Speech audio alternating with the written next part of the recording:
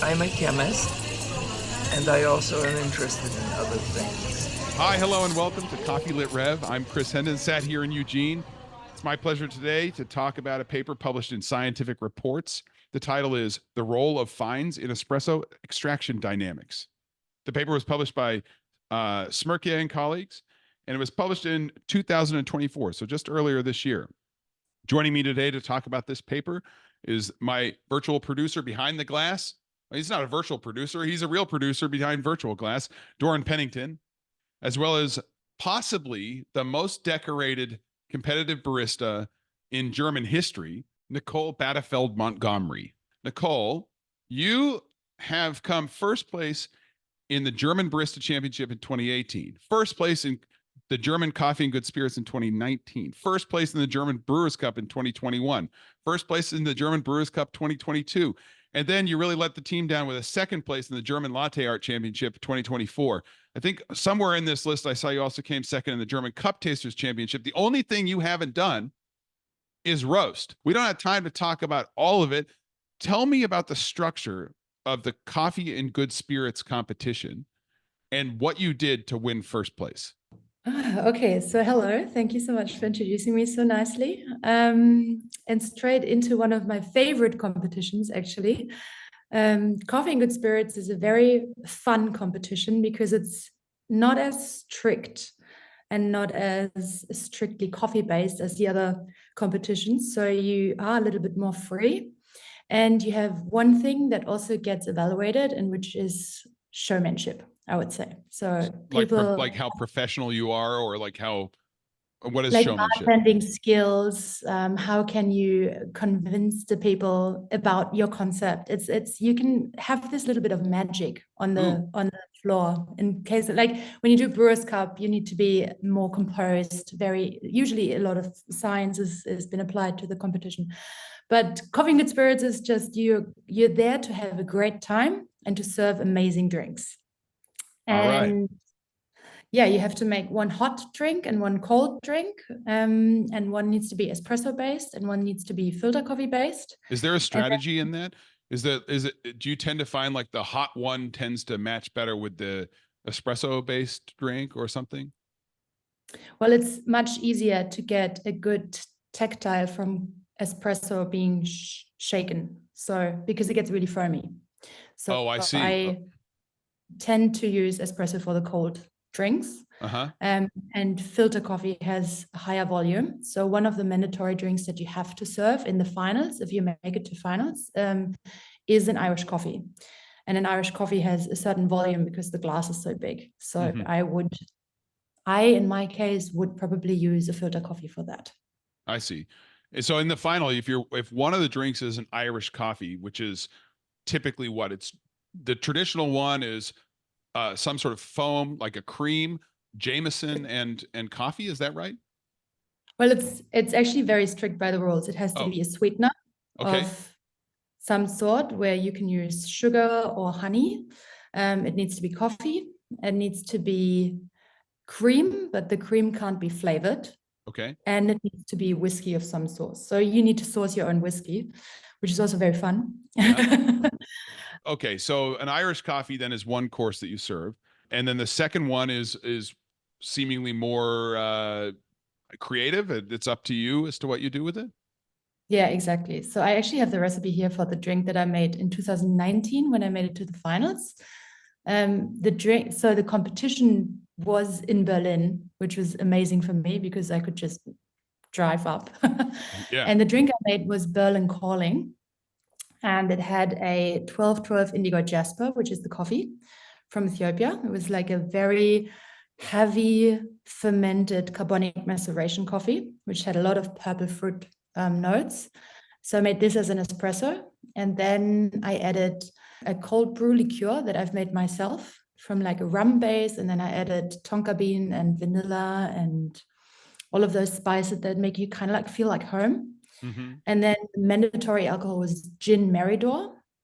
And then I added a PX cherry, which is a cherry that's very sweet, and sake. Wow. Yeah. Wow. That's all of this really tasted like peachy and very smooth. And I, to this day, would still say it's one of the best cocktails I've ever made. But yeah, very complex. Yeah, I thought I was like already getting pretty deep in it by just finding bourbons and pouring them in a glass and drinking them. But this is like a on another level. Very, very interesting. You know, I said I was going to only ask you about one, but now I'm actually a little bit interested. The other artistic competition here that has like some degree of showmanship or some flair, if you like, is the latte art competition, because you have to like you have to I mean, I've judged one of these, not a proper one. I've judged one of the ones where everyone's, you know, had a couple of the round one Irish coffees, and then I've been tasked with the extremely easy job of looking at a cup and saying that tulip is better than that tulip, right? But that's not the competition you were in. It wasn't a bunch of drunk judges like myself. It's a serious thing, right? So tell me about this latte art championship. Did you just partake in this recently for fun? Actually, yeah. Yeah. I mean, like I've been doing competitions for a very long time. The other competition that I didn't take part in myself, but I trained someone and he became third in the world, was Chevri Ibrik, which is Turkish coffee making. So actually the one that's missing is just roasting. And I was just like, I'm really bad at latte art. Like I'm really, really bad. And if I want to learn something, I You're need not to that have bad. this pressure. I was really not good. Okay. Well, let me tell you an item about this. I have had several ASTs. ASTs are certified trainers. Well, I believe you are one actually, right? So the Yeah. authorized SCA trainer try and teach me how to steam milk. Now you'd think that this is something seemingly straightforward. It's something that someone could do. I know Doran can pour latte art, okay? But I've had a lot of smart people, a lot of talented people like yourself try and teach me this over the years. And we got to the stage where they looked at me like, this is a lost cause. You just need to go do anything else besides this. This is not your career path. And so I decided to do a PhD in chemistry instead. Well, we have a policy in the coffee lab that we're not allowed to use milk or steam milk on the espresso machine. And Chris has maintained throughout my time here that it's a food safety thing. It is.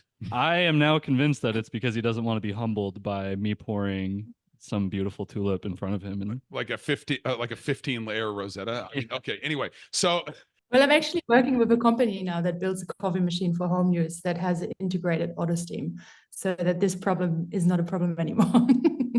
it's like playing Super Mario, and you knew that there was like these levels later on in Super Mario that like had different like worlds, like a lava world and a sunny world and blah blah blah. And the thing is, I've seen videos and photos of this, but I could never get past the first world. So I never knew that Super Mario had these different like exotic places that you could go. I've never managed to get to a point where my milk is pourable. It's not so like this idea that you just give me a pitcher of milk that's ready to make latte art. That's completely in a different zone for me.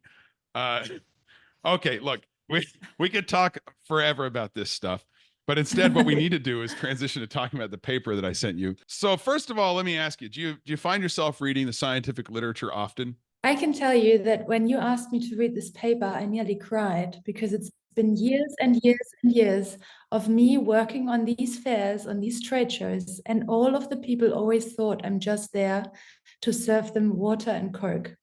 And when they've asked for coffee professionals, they've always ignored me. Oh, that's their loss. I thought you were going to say you were crying because you opened this paper and you're like, oh no. You're like, oh, thanks, Chris. You've sent me this thing to read, and I don't know what to do with this. To be honest, I actually really try. Like I buy all of these fancy books that all of the coffee nerds read, and most of them are all in English. So me being a German and English being not my native language, it's already a little bit challenging. And then I think there's a book that's called The Espresso Matrix. Like it was one of the books where he references Einstein in the first 3 pages, and Yep. I'm like, I'm out. Yeah, it got a little difficult. Yeah. A little bit, yeah. Yeah. Very Well, so early how as was- well. Very difficult, very Yeah. early. Yeah, a well-written paper is supposed to create a hypothesis, or at least a narrative around it, so that you know you're about to read a paper that addresses something. In this particular paper, they were trying to understand how fines impact espresso extraction. The first question I have for you, Nicole, is fines are viewed at least when I was entering in the coffee world, as seemingly a negative thing. Is that right? Are fines bad for making tasty coffee? I wouldn't totally agree with that. I would say it depends on the process of the coffee heavily, because fines can also be, if with a washed coffee, we have like all of this mass of the coffee bean that doesn't really dissolve. So fines can be parts of the coffee that do dissolve. So they do actually enhance the extraction, or they can be like woody material that just gives off defect flavor. Yeah, I see. Or grassy flavor. So there needs to be a like, we need to differentiate that. And then the other thing is, because I was selling home equipment and lots of grinders at the place that I worked before. And there actually is a huge difference between flat burrs and conical burrs. And conical burrs do tend to give more fines to the coffee, which is good in a certain way when you are a home user, because you don't want the most exact grind size, because that'll give you the most honest errors of you as a user. So if you have right. a super accurate grind size and you're doing something wrong, then you get this straight away. If you do have a grind size with a higher amount of fines in it, it's kind of like a sponge that kind of like forgives certain problems, like if your water is too cold, for example, or if you haven't tamped right. So I wouldn't say that fines are necessarily wrong. And sometimes I've actually learned also that conical burrs do give you a sweeter taste of espresso if you do use lighter roasted. Yeah, so it could be that these fine particles are facilitating or somehow physically affecting this extraction, yielding, for some coffees that might be a positive thing, for other coffees it might be a negative thing. I guess first of all, we should just define the fine. So Doran, they say here that a fine is a particle that is less than 100 micrometers in diameter.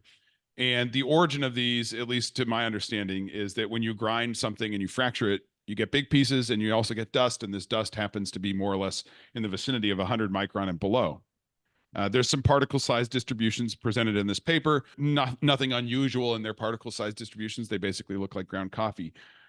So Doran, can you summarize what the paper aimed to do and how they like the experimental setup here? Yeah, so it's common that people want to understand how fines impact espresso, because there is this belief that in some cases they are negative, in some cases they can be positive, and kind of teasing out what they actually contribute to the coffee brewing process is important. So whenever you look at a particle size distribution, you have on one axis the particle size, so how big is the particle, usually what's its diameter, and on the y-axis you have the amount of that size particle. And it's very common to see a particle size distribution from a coffee grinder that shows two peaks. And we typically think of those as the small portion of small particles are called the fines. And so what they've done here is they've ground coffee and they've generated a population of fines, a population of normal sized coffee. And they've actually sieved out the fines. So they've passed these through screens and they've captured the fines by themselves. And then what they've done is they've brewed coffee by preparing espresso, and they've progressively added in fines to coffee that has no fines in it because it's been sieved out. And in so doing, they want to understand, okay, as we put more and more fines into this coffee, how does it change the extraction dynamics, the flow rate, the extraction yield, the sensory qualities? So, and even chemical composition as well, right? Mm-hmm. Yeah. When you prepare espresso in a scientific way, you always are weighing out this massive coffee that ends up in the basket. Pretty standard process. Let's say you're using 20 grams of coffee and you just grind and take it straight from the grinder. There's going to be some fraction of it that is fines and some that are larger than fines and some distribution. The idea then is that they're going to take this distribution and affect it in some way by adding in more fines or subtracting fines. The net mass of the puck is still going to be the same. It's still going to be some fixed brew ratio of X amount of coffee in the basket and then Y amount of coffee, a liquid mass at the bottom. And when you do that, then you add in fines. So they're smaller particles. So they should, in principle, pack more densely together. So one would expect that if you increase the number of fines in an espresso basket, or even in filter coffee format for that matter, you would get a longer extraction time. So more time the water takes to permeate through the bed and end up in the cup. Nicole, I'm not saying anything crazy here, right? That's if you make the particle size smaller, the drawdown time in filter coffee or the elution time in an espresso format coffee seems to extend. Correct. We've already covered 1/3 of this paper then by saying that they have, at least intuitively, their data is suggesting that if you make the particle size overall finer, then the time that it takes to make the espresso takes longer. So with that in mind, then, what they're then trying to say is, from a material side, you add in fines, you make the average size of the particle shift smaller. Does that have a negative impact on sensory characteristics and attributes in the espresso format? Nicole, did you see the longest shot time in this paper? Did you see how long the slowest espresso was? I find it very difficult to agree with the concept of, so they have used 20 grams of a pulp natural Costa Rican coffee, and they say that the best extraction time is 40 seconds, and that they say that rapid shots or fast shots, anything around 20 seconds is not good. I also find it difficult to understand then, because they say the extraction percentage stays the same. Yeah. So this is the point of the paper where I got a little bit confused. Yeah, you're actually addressing a major topic in the coffee industry, one that I'm personally deeply interested in, which is this idea that if we're measuring extraction yield or concentration, that is not a chemical analysis. That is a measurement of the refractive index, if you like. And the problem with that is, as you've identified, is that you can have two identical extraction yields. I can hit that in 100 different ways. I can hit it an infinite number of ways. I can hit a 21% extraction yield. They will all taste different. So it's not actually surprising to neither you nor I suspect, that you're seeing a consistent extraction yield, but you're actually, that the shot that took 60 seconds is going to taste wildly different than the shot that took 20 seconds, of course, right? So they actually tried then, Doran, didn't they? They tried to parse that out, because they went one step further and started measuring the composition as a function of adding more fines. Yeah, so they're using a technique called mass spectrometry, where they're measuring the mass of volatile compounds. So they take some ground coffee, they put it in a chamber, and they're just sampling the headspace of that vial. They're seeing, okay, what compounds evolve into the gas phase, and then they're measuring what those compounds are and how they change as a function of the particle size distribution and as a function of the extraction yield. And what they notice is that there are kind of four groups of compounds. There are compounds that go down in concentration as the extraction yield increases. There are compounds that go up in concentration as the extraction yield increases. There are some that are kind of noisy and don't seem to follow any kind of trend. And then there are some that kind of have a nonlinear relationship. And they're trying to draw a conclusion between how those compounds evolve from the particle size and how the coffee ends up tasting. You could achieve such a particle size distribution by grinding really, really fine, and then trying to pull a shot of espresso and standing around for 1 minute while it's a blobber. It's dropping out of there. Okay. That's going to taste terrible. The other option is, if you somehow find a way to achieve a particle size distribution that is quite coarse, then it's not really surprising that if you then pack it into the espresso basket, you're going to achieve a very fast shot. And seemingly the scores are also quite low in terms of sensory characteristics. Somewhere in the middle there, Nicole, independent of whether you added fines or not, and independent of the sort of the average particle size, although there is a little bit of clustering, but independent of the average particle size, seems like the best shots were coming in at somewhere between 30 and 45 seconds. In your German barista championship career, if you dialed in a coffee, what average shot time would you land at? I don't really want to answer that like this, because then people think that's the right time, because every different coffee has a different time. So I absolutely understand this. Like, I've had coffees for competition that had 18-second shots and they were amazing. Yeah. And then I had some that were like 35. So I think a lot of it has to do with the coffee they've used. So Yeah, they picked a in the weird one, roast right? that they've used. Yeah. So maybe it had a very low solubility, so they needed to run a longer time. And then apparently between this 30-second mark, it tasted the best. What I don't really see is then the correlation to the volatile compounds, because they say there's a way how these compounds react, but it's all a mess and we don't understand yet. Yeah. Well, you've got it right. So I'm happy that you took us down the path of saying that actually the ideal extraction times and parameters depends on the coffee. Yeah. This is one coffee. I'm confident they did a very nice job here in studying all of the parameters for this coffee. It's going to be mighty hard work to do this exact study for every coffee. If you look at the highest scoring, like the highest scoring particle size distributions here, the absolute highest one was a coffee that had fines added to it. I think 4 grams of fines added to it. 2 grams. 2 grams. Sorry, orange and red are very. 2 grams. 2 grams of fines added to the puck. The second highest scoring and very closely tied to the third highest is the addition of no fines and also 1 gram of fines at different average particle size distributions, which is saying that there's pretty dramatic variability here. This is a really difficult thing to sort of isolate as to one parameter space, saying, is it the number of fines? I think the one thing that is pretty clear, however, if you brew a coffee and it takes a really long time, you're going to lose volatiles out of the cup because you're sitting around, it's hot, and as you're waiting for the rest of the espresso to make its way into the cup, you've lost some stuff.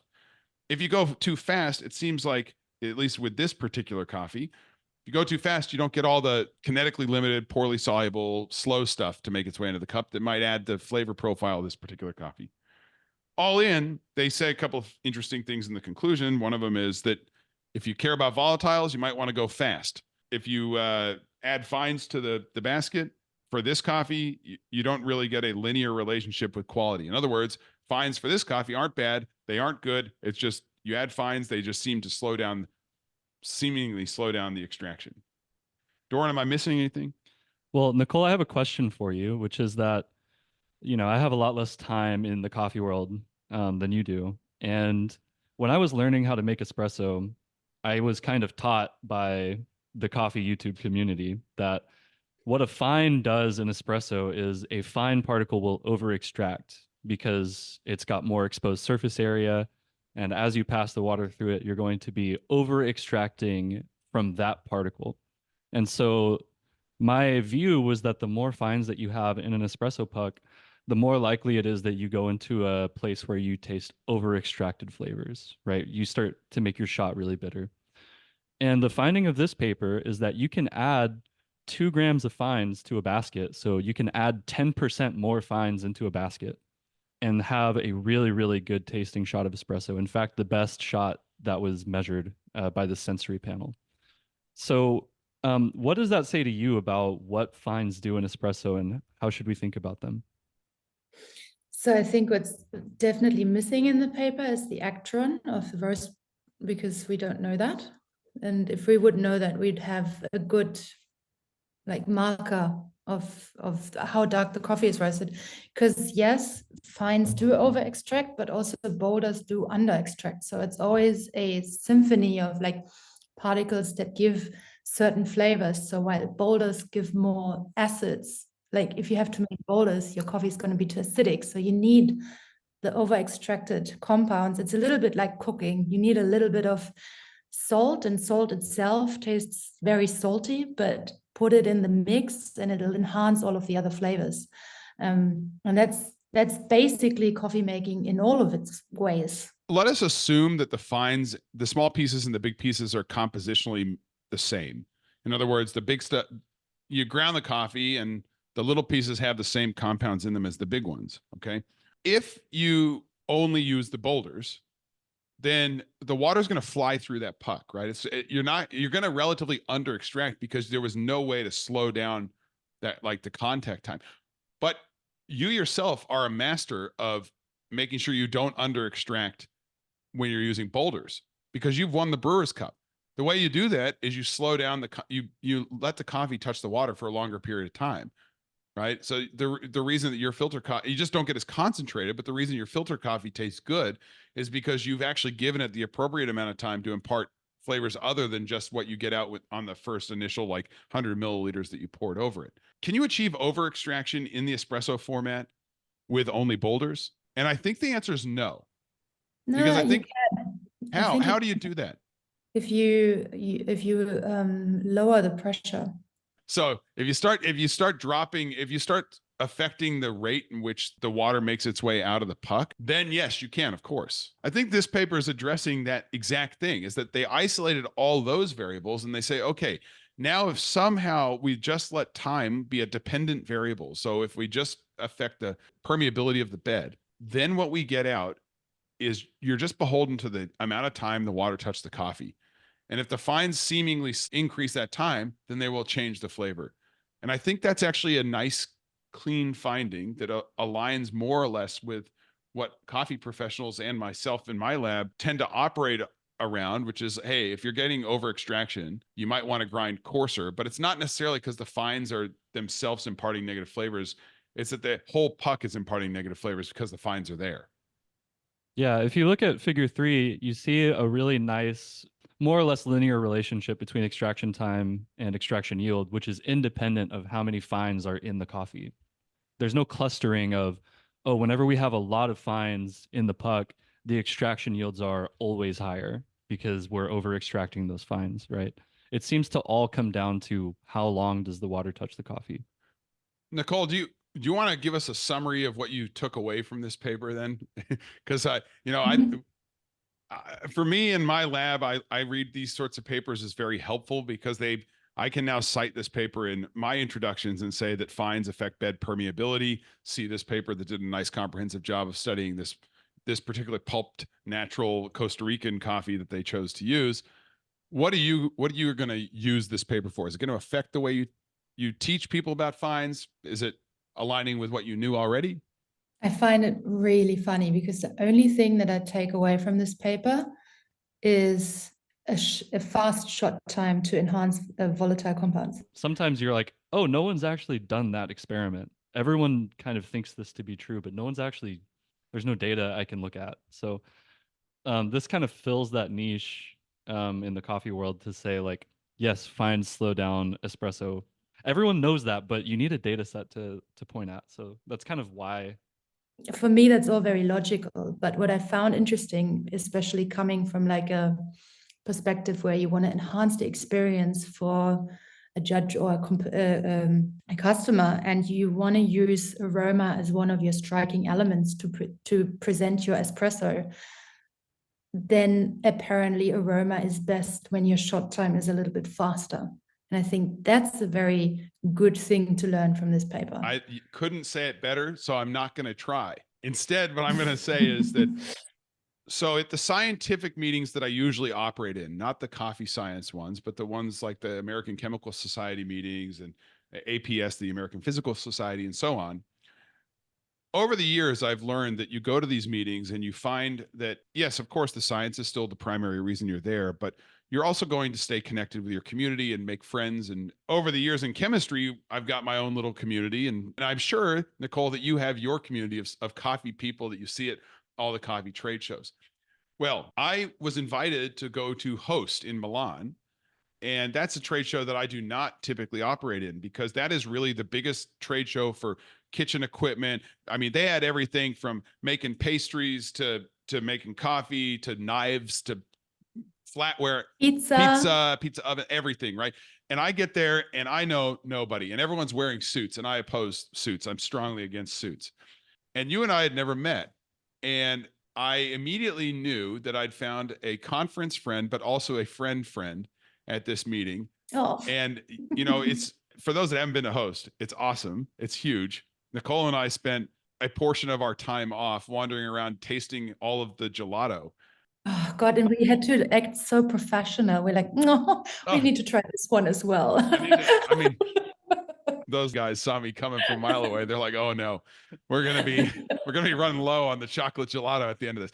All of this is to say that I really appreciate you, Nicole. You've done a lot for the coffee industry, and I look forward to sharing that experience again. So thanks for joining us on the show. Thanks for taking the time to read the paper. I really appreciate it. You can learn more about Nicole's work at NicoleBattefeld.com. There she's got some cocktail recipes, online barista class, and other useful resources. Thanks again, Doran, for helping with this episode. Bye now.